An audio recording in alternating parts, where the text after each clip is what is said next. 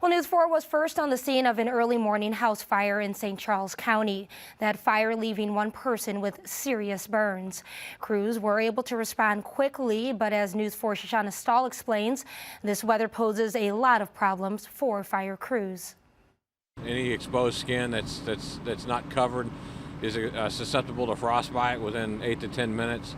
So it's just extremely cold. Everything's a little slower, a little more methodical. A house in St. Charles County quickly engulfed in flames just before 6 o'clock this morning. One person was inside when the fire broke out and is now in serious condition in the burn unit at a local hospital. More than a dozen firefighters responded within minutes. But Central County Fire says the below freezing temperatures and wind chills create major challenges for crews. Once you get wet in this type of temperature, it's extremely imperative to get them dried off and get them warmed up, because that again that cold and wet freezing gear is also susceptible to causing frostbite. Not only are these cold temperatures a concern for frostbite, but it's also a concern when the water is coming out of the hoses and the fire hydrants onto the street, causing potential issues for slips or falls for these firefighters. We're walking on frozen ice-covered roads and all that now. The deputy chief says pumps can also freeze, and that caused a water supply issue when they first got to the house. Just